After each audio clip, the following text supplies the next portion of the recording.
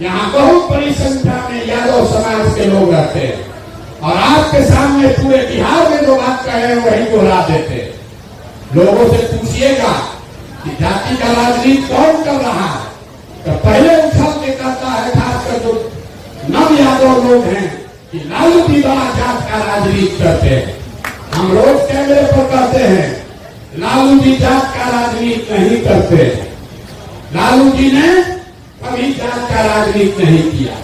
अगर लालू जी जात का राजनीति करते तो ये कहते कि बिहार में सबसे ज्यादा आबादी यादवों की है, इसलिए यादव ही कोई बिहार का राजा और मुखिया बनेगा और सब यादव समाज के लोग आप लोग हमको लालटेन को वोट दीजिए।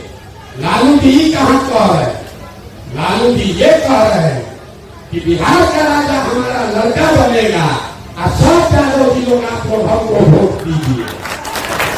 अरे जात का राजनीति कहाँ हुआ? ये तो लालू जी अपने परिवार का अपने बच्चे का राजनीति कर रहे हैं। और लालू जी अकेले नहीं है रे भाई, कोई पंडित का नेता है, कोई कुशवाहा का नेता, कोई मांझी का नेता है, कोई भूमिहार का नेता है।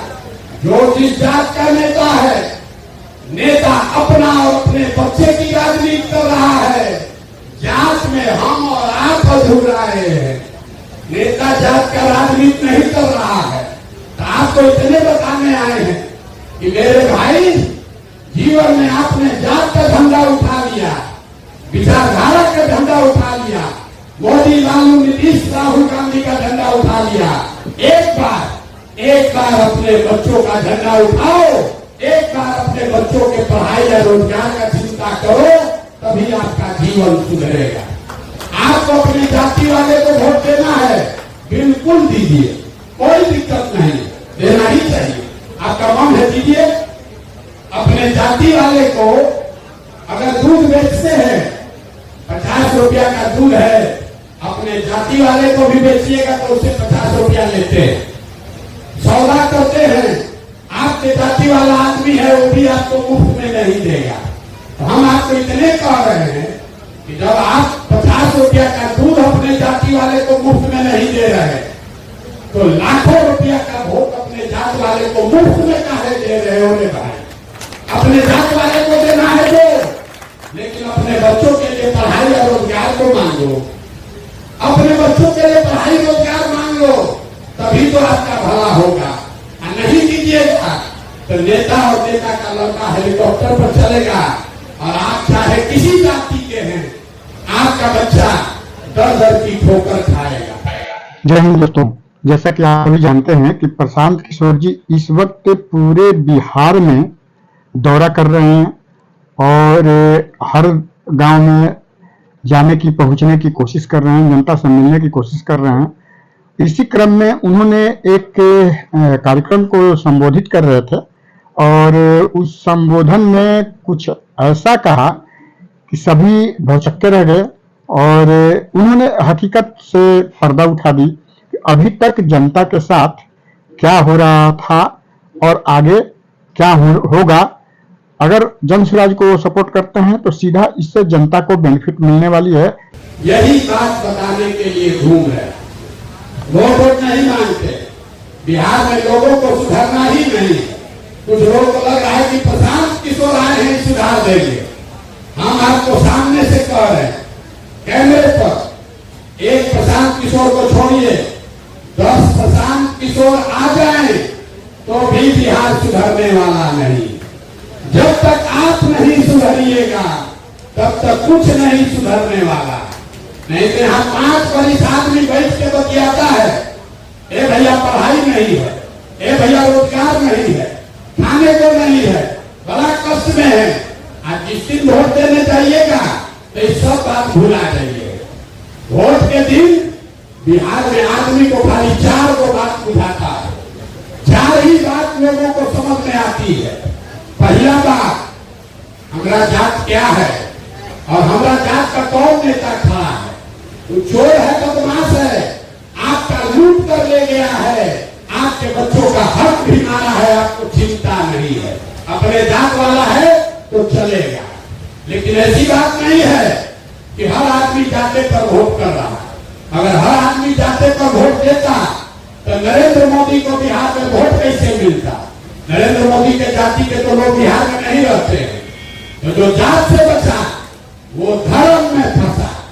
चुनाव के पहले हल्ला मचा, सारा हिंदू एक हो जाइए, मुसलमान को सबक सिखाना है। इस बार मियाँ जी लोग को हम लोग सबक सिखा देंगे, पाकिस्तान भेज देंगे।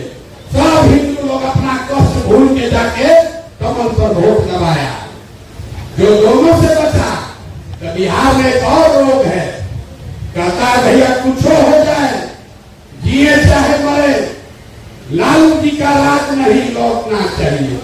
अरे बाप रे बाप, बड़ा जंगल राज था, बड़ा अपराध था।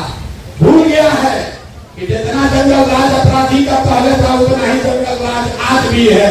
फर्क इतने है कि पहले अपराधी का था, अब अधिकारी लोग का है। फर्क है, फर्क कुछ नहीं है। लेकिन कहता है भैया जंगल राज नहीं लौटना चाहिए। तो चुनाव के 2 दिन पहले तक भाजपा के एनडीए के विधायक को, सांसद को गरियाएगा और फिर चुनाव के दिन कहेगा कुछ हो जाए भैया लौटे नहीं देंगे, चलो कमले को दबाओ। और चौथा कैटेगरी हम लोग के मुसलमान भाई लोग का है, ये लोग का बड़ा दुर्दशा है। 4800 गांव पैदल चल के हम अपना अनुभव आपको बता रहे हैं। दलितों के बाद सबसे ज्यादा गरीब, बदहाल, फतेहाल अगर कोई है तो मुसलमान भाई है। लेकिन जब चुनाव आता है ये लोग कहता है भैया कुछ हो जाए, भाजपा को तो वोट दे नहीं सकते, ये भाजपा सब तो सब मुसलमान विरोधी है। तो बिहार में बचा कौन? बिहार में तो भैया दुए को दल है, एगो लालू जी का ललटेन, एगो मोदी जी का कमल। तो मुसलमान बेचारा डर से, वही भाजपा के डर से जाकर उसी की रियासत, वही ललटेन की रियासत में बन के 20 वर्ष से चल रहा है। बताइए ईमानदारी से, आप लोग सब राजनीतिक आदमी हैं, इसी 4 चीज पर वोट पड़ा है कि नहीं पड़ा? बोलिए तो सही से बोलिए, पड़ा है कि नहीं पड़ा?